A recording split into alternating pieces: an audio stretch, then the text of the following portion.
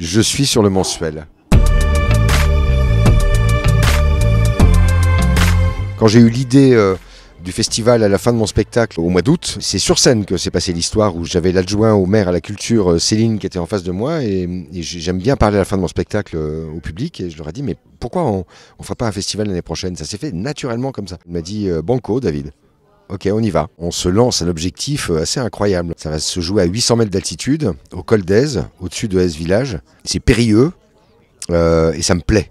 C'est excitant. C'est changement de décor tous les soirs. Le spectacle terminé à 10h30, démontage du décor, montage du décor du lendemain. On est dans un concept exactement comme Ramatuelle. Et c'est ce que je veux faire. C'est mon objectif, c'est qu'à Aise Village, il y ait un festival comme Ramatuelle. Dans un an, 6 spectacles et dans 2 ans, 8 spectacles. Tu peux m'ouvrir? T'ouvrir? Je me sens pas très bien. Tu es une merde, dis-le. Tu es une merde. Déjà, j'aime organiser les choses. Par mon métier et de ce que je vois quand je vais jouer en province ou partout, je trouve qu'il y a des choses qui sont mal organisées, qui sont pas bien. Et je me dis, moi, je peux mieux faire. Carrément, hein, je me lance, j'y vais. Je suis tellement passionné que quand je travaille, c'est pas du taf pour moi. C'est que de la passion. J'adore travailler avec la technique, je m'intéresse à la technique. Je découvre des choses d'ailleurs avec ce festival, puisqu'on va jouer à 800 mètres d'altitude et qu'il y a des contraintes. C'est un chantier qui doit être bien préparé, comme tout chantier doit être bien préparé.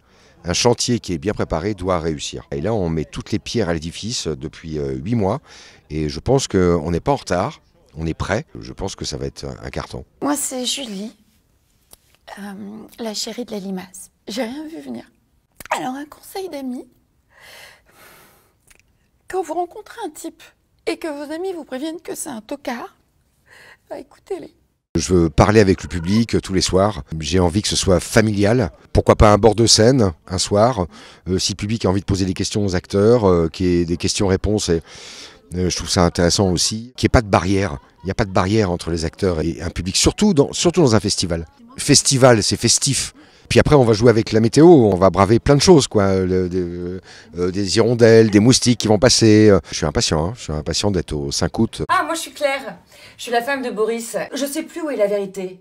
Et puis vous le sauriez pareil si ça vous arrivait à vous aussi. Alors un conseil d'amis, venez voir la pièce. Bon, je m'y remets parce qu'il faut que j'apprenne mon texte. La première fois que j'ai joué... J'avais joué l'Avare de Molière à Ramatuelle, ça a été un moment incroyable et je me suis dit c'est ça le théâtre en plein air, c'est incroyable. Il peut se passer plein de choses, c'est 1500 places, il y a l'odeur du figuier, il y a les cigales sont encore là et le public est à l'écoute parce que le public, principalement le public en festival, il est en vacances, il a le temps d'écouter un texte. C'est mieux qu'à Paris où on se donne rendez-vous devant un théâtre à 8h, il y a le parking, non là on prend du temps. On prend du temps, on boit un verre, on regarde le spectacle, on reboit un verre après, on peut aller dîner. Il fait bon, il fait bon vivre. C'est ça que j'ai envie de réussir. Margot Verneau, la plus jolie fille du lycée. Non. Margot Verneau? Je te crois pas, jure. Attends, mais c'est incroyable comment tu l'as retrouvée! Manon, c'est ma fille aînée qui est une fille du village de Aise. Elle était bébé quand on est venu ici et voilà, ça me permet aussi de vivre avec elle tous ces moments-là. Et mes petites filles, car je suis grand-père depuis 12 ans, mes petites filles vont faire partie de l'organisation de accueillir le public avec des t-shirts, préparer les sièges, voilà. Donc ça va être sympa. En fait, c'est une histoire de transmission, pareil quoi. Qu'elles fassent ce métier ou qu'elles ne le fassent pas, qu'elles soient fières de leur papa et de monter une entreprise comme celle-là, qui est pas simple. Et dans ma vie, c'est de transmettre plein de choses, quoi. C'est de transmettre au public plein de choses en étant sur scène. Dans la vie, c'est pareil, quoi. Elle est charmante ou jolie? Parce que quand on dit d'une fille qu'elle est charmante, c'est qu'elle est pas très très jolie. Ah bon? Ouais.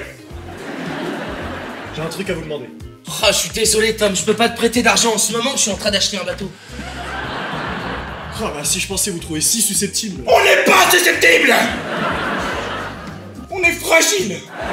La première répétition a été perturbante, où je me suis dit, tiens, ok, donc la passation de pouvoir, elle est là. Mais après, ça s'est fait tout naturellement. Elle démarre, donc il faut lui apprendre plein de choses. Les 3 garçons ont été super avec elle, l'adorent. Et ça s'est vraiment bien passé. Et les 4 sont vraiment super. Il y a une harmonie entre... Oui, je suis fier. Oui, c'était pas gagné. En plus, elle va démarrer le festival. Donc attention. Ce soir, c'est le vote. Eh oui. Référendum. Sur le Brexit. Vous entendez Big Ben qui sonne? Ouais. 3, 2, 1. Qu'est-ce que tu fais? Je cherche l'oubli. Oblivion. Tu bois au goulot? Comme ta mère. Quatrième pièce, on s'entend super. Parce qu'on s'est connus, nous, dans Sous le Soleil quand même. On tournait pas ensemble, mais on a pris l'avion plusieurs fois ensemble. J'ai vu ses débuts au théâtre. Elle aussi, elle a progressé. J'ai vu son émancipation sur Brexit. C'est son premier gros rôle au théâtre, quoi. Là, elle est sur scène, elle a un rôle écrasant. Et elle est formidable. Vraiment. Et je suis content, même dans des moments d'écoute dans la pièce où je suis sur scène et je l'écoute. Et je suis heureux de la voir jouer comme ça. Ça me touche. Elle adore ce personnage et qui est pas facile à jouer, hein, avec l'accent anglais. C'est pas évident et elle le tient formidablement bien, quoi. Ça va être l'apothéose, ce dernier soir. Ce sera la dernière du festival de 2023 et ce sera la dernière de Brexit Sentimental à Aise. Lola est super jalouse. Alors je suis finalement victime d'un préjugé négatif, enfermé dans le moule d'un Don Juan. Enfermé dans une moule? Non. Bah, nous, les Français, on pense au sexe 97% du temps et les 3% qui restent, on pense à ce qu'on va manger. Vous les Anglais, le cul, ça vous intéresse? Oh oui, oui. Peut-être que je rêve d'une garce. Et moi, je ferai donc l'affaire. Je n'ai que vous sous la main. Puis après, il y aura l'édition 2024 de Aise. Il faut que je trouve 2 spectacles de plus, donc il faut que j'en trouve 6. Le festival, c'est pas, comme je disais tout à l'heure en conférence, c'est pas de faire un chèque pour avoir un spectacle, c'est faire des propositions et de donner une ligne artistique éclectique pour proposer aux gens des choses différentes tous les soirs. Au théâtre, il n'y a pas que le rire, il y a autre chose. Parce que je dis ça parce que très souvent, les gens sont fervents vraiment de comédie, les gens veulent rire. Ok, on a besoin de se détendre, c'est vrai. Mais moi, voilà, il y a des spectacles qui me bouleversent. Et c'est ça aussi le théâtre.